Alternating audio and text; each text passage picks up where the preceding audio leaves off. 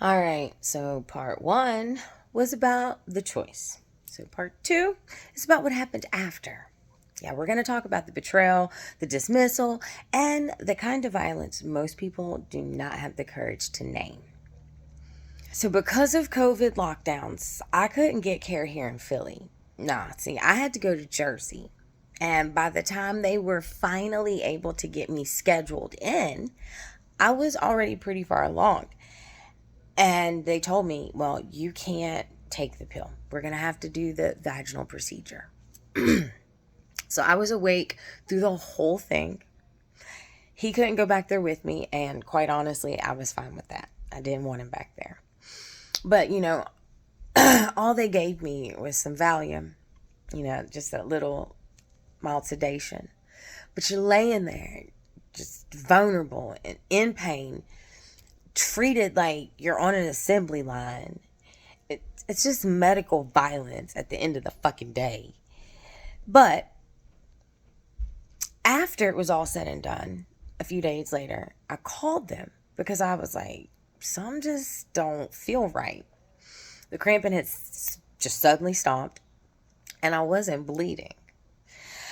Well, when I called them, they dismissed me. They did. They talked down to me. It was quite funny how they actually were speaking to me just because, I was noticing my own body. They were like, "Oh, it's fine. It's fine. You're back in a week and a half." Now, I go back in that week and a half for my follow-up. Well, at 11:11 a.m., time's important because later I didn't know it was 11:11 a.m. I wasn't paying attention to that. But the doctor looks at me and says, "You're still pregnant." Well, at this point now, everybody running around the room, extra people coming in, people whispering and shit. Why? Because they're trying to cover their asses. Because legally, I'm on the borderline where they shouldn't be doing anything. But guess what? Their delays, their negligence, and their dismissals have now put me here. Yeah. So I go through a second procedure. And as far as I knew, leaving that office, it was over. We were good. And he was at home. Supposed to be holding the line, right? It was supposed to be me and him. Well, now, leading up to this, I'm still doing shows through the first procedure, right? And I had you're going to have 4 back-to-back shows. So I scheduled a trip because it was falling right on Memorial Day weekend. I said, I'm leaving. I need to reset fully. I should be way at the end of my healing by that point. So yes, okay? So, still 4 back-to-back shows to go. But now I'm actually recovering. And this one, I'm recovering. And he's at these shows too because he actually was filling in for his dad. I shouldn't have even been still recovering that weekend, if we're going to be honest about it. But I was. So right after that last show, I leave for the beach. And I had already told him before I left, I was like, I don't know what you're going to do, but I'm going to the beach. I said, because I need to decompress. I was like, and if you're going to be accompanying me, you will not have your cell phone because I will not be dealing with your family on my free time. I was like, and if you don't go, I'll be packing all my valuables because it had already come to light. He was still fucking using. Yeah. So, So, it wasn't a suggestion. This was a survival move for me because at that point we had a roommate, we had constant tension, and I needed space to breathe, scream, what the fuck ever. So we leave for the beach. Phones on Do Not Disturb. For a moment, I let myself believe that maybe we were okay. We're at the beach decompressing after all the hell. Because, he's playing the part. He's loving, attentive, acting like it's us. He's keeping the fucking wolves at bay. But here's the thing. Before we left, his mother had been running a whole fucking smear campaign on me like it was her full-time job. Okay, y'all? Posting like somebody was paying her for it. Every hour on the hour. Every time I looked up, she had a new motherfucking Facebook account. I was blocking. And She just wanted attention. I was ignoring her. And my friends, they were ignoring her. So, to my knowledge, they didn't know nothing. I didn't know they knew nothing, right? There was nothing to tell because at this point she's just fucking comedy. The people who did mutually know her, they're like, this bitch is fucking wild and crazy. Like she's on one today. And I'm like, whatever. I don't need to know about it. We're coming home from the beach, and even though people hadn't been telling me stuff, this time was different. Because when I turned my phone back on as we're coming back from the beach, I have messages from a mutual friend, and they're screenshots of his mother blasting the entire abortion story on Facebook. I mean, every fucking detail. And there's Melinda in the comments filling it. Oh, and there's cousin Stevie down there with him. And I am racking my brain, right? I'm like, what the fuck? Like, his mom literally said, God punished her. She had to have 2 abortions. Like, I mean, they left no fucking detail unturned. All my medical information. All over fucking Facebook, y'all, okay? I mean, imagine it. There I am, sitting in a bank parking lot, staring at my screen, trying to hold it together. And in that moment, I had to make 2 really hard decisions. The first, with my friend. I told her straight up, look, girl, I love you. And I know you are trying to look out for me, but don't ever send me anything from them again.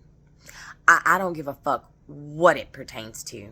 I am not doing any type of damage control. I don't care. If I don't see it, it's not meant for me. Protecting my peace is of utmost importance right now. And if you ever break this boundary, I can't keep you in my life. She instantly understood, and we're still solid to this day. The second hard decision and boundary I had to make was with him. I made the decision right then. You might still live in my physical space, but you no longer have access to me. You don't get to know my movements. You don't get to know my plans. You don't get to know my heart. You cut the fuck off. Because guess what? You can't betray someone you don't have access to.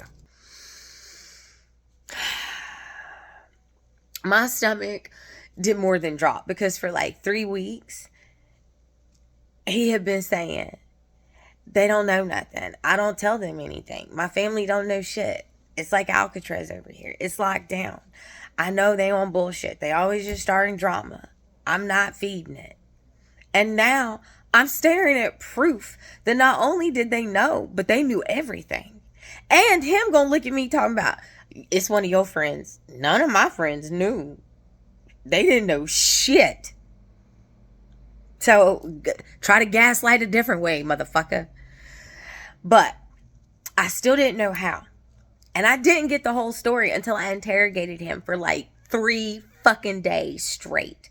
Calm, not calm, highly fucking agitated, calm again. It drug out. And the whole time, him gaslighting me, shifting blame, saying it was Stevie's big mouth. But it was ironic because Stevie wouldn't have known a damn thing if he hadn't have told him. And the truth finally unraveled. At the exact time that the doctor told me, it was 11:11 a.m. So his excuse was, well, I can't help that you told me at 11:11 a.m. and I was on the phone with Stevie. I needed someone to help me cope. So everything I told him in confidence as I was texting him, he just started repeating it in real time to cope. The cousin then calls Melinda. Melinda calls her mom. And they stir about it for a few days.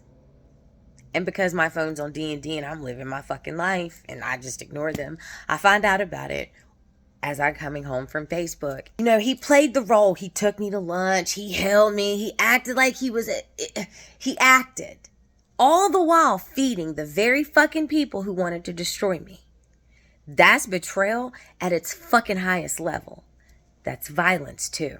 That weekend was the first time I felt like my body, my heart, my mind, my spirit were finally in that same room.